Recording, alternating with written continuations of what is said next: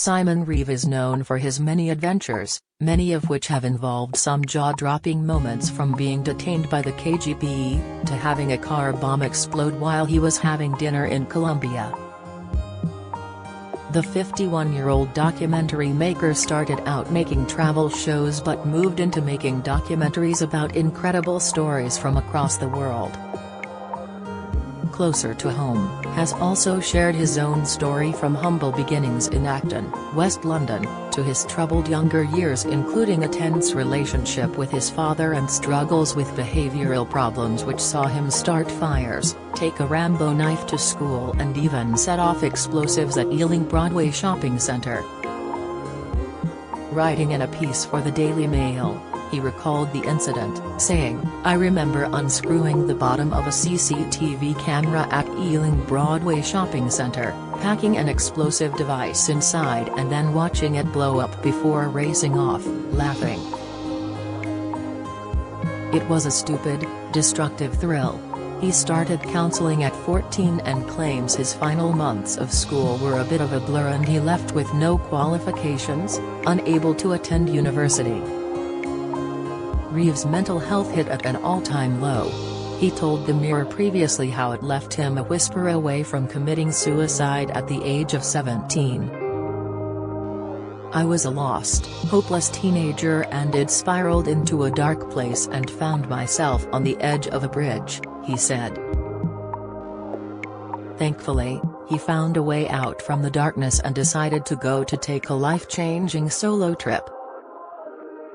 He explained, "I was crawling my way out of that dark place and decided to go to Scotland, which was way out of my comfort zone. I decided to climb a mountain in Glencoe and it changed my life. I went there because my mate Dwight had a video of Highlander which we'd watched loads and I loved the landscape. And things continued to get better after he was given the opportunity to work as a postboy at the Sunday Times. With determination, he worked his way up to the Cuttings Library before helping a team of investigative journalists, which set him on the path he is on today." He told the Mirror, "Naturally, Terry's an assumption that I must come from a wealthy, traveling family and I must have gone to a very good school and university. There's a lot of people now who need to hear that you can still make a go of life if you've had a tricky start.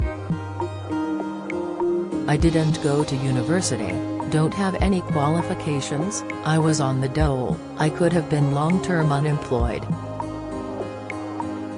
I had a really tricky time, but I found my way through it with a lot of luck and some hard work." And while Hess gone on to have an incredibly successful career, Reeve has faced more troubles within his personal life over the years, from almost giving up on love to a devastating diagnosis about his fertility. The father of one opened up to the Mirror about his romantic struggles before meeting his wife, a camera woman named Anya, who he was smitten with from the moment they met. "I'd pretty much given up on serious relationships when I met her in my early 30s. I bumped into her at a party, saw her from across the room and went over and she held my gaze for just a second longer than was polite. I thought, oh my God, I might be in here. And I was, and still am," he said. Reeve shared more details about their first meeting in 2018 ahead of his live show An Audience with Simon Reeve, saying, "We met at a rather glamorous party. I had a proper love at first sight moment. I saw Anya across the room, and that was it, I was instantly smitten." The pair embarked on their relationship in London, but later settled down in Devon. "I was pretty happy in London, but my wife, who's also a Londoner, said, we've got to move to the countryside. This is our chance to go and live somewhere healthier," he continued. "She sort of forced me. Now whenever I say perhaps it might be a bit easier with my work if we moved back to London, my son tells me, you can, but I'm not going. He'll be really cross with you. He loves it in the wild. But despite finding love, his dreams of fatherhood continued to elude him. The filmmaker explained in a piece for The Guardian how finding out that his brother was going to have a baby spurred him into action. Fast approaching 40, he realized his dream of having lots of kids was going to come crashing down around him.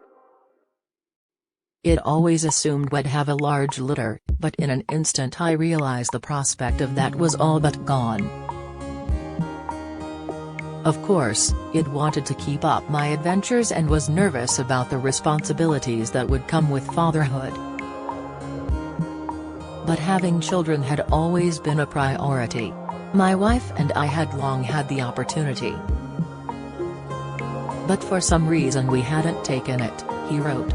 The couple talked it over and decided to start trying that very night, but after a few months with no success, Reeve was dealt a devastating blow when doctors told him he was basically infertile and conceiving would be impossible as his sperm was deformed. This diagnosis knocked him for 6. Leaving the doctors, he recalled feeling as if he was in a daze and had been drugged. He confessed to The Guardian, "I was so disconnected I couldn't mentally associate myself with my failure of a body." The sunny park looked like a film set with tons of people pushing prams. You never notice them more than when you're desperately trying for a child. I didn't speak to anyone about how I was feeling. I don't think it was shame or embarrassment, I just didn't recognize the importance of talking at the time. I started to drink too much. Thankfully his wife pulled him out of his depression. They got a second opinion and explored alternative routes to becoming parents. Reeve discovered that a lifestyle change might help, so he took up British military fitness classes, swapped his underwear and clothing for looser fits and cut out chocolate and wine from his diet, as well as reducing his intake of caffeine, sugar and salt. Gradually they saw that his sperm score was improving, which left him feeling like he'd been poisoning himself before adopting his cleaner life. In under a year, his sperm had changed so much that they were given the green light to try IVF and their very first round worked. 9 months later in 2011 they walked out of a hospital with their miracle baby, a son they named Jake. Reeve said the experience made him determined to regularly assess what he wants from life, after coming so close to losing his dream of becoming a father. Now, if he decides something is important he actively and aggressively tries to make it happen, instead of leaving it to chance. Reeve also loves taking his son, 12, on adventures and walks with him. "I am a bit of a pain in the bottom father who is always trying to find us a walk to do and strap on those boots," he told News Chain Online. "And actually, as long as I'm not forcing him to do it too much, he really loves it. As long as we're mixing it up, then I'm reasonably good at encouraging him, or bribing him, to go for walks." He also shared a few of the places in the UK that he's really keen to explore with his son, including Yorkshire, adding, "I haven't been to York since I was a nipper, really, and I'd love to go back there. One of my aims now is to take my lad, I want him to see Britain as well. One of the other places I'm keen to go to by train with my son is Lincoln Cathedral, one of the finest buildings on planet Earth, that's on our dodo list."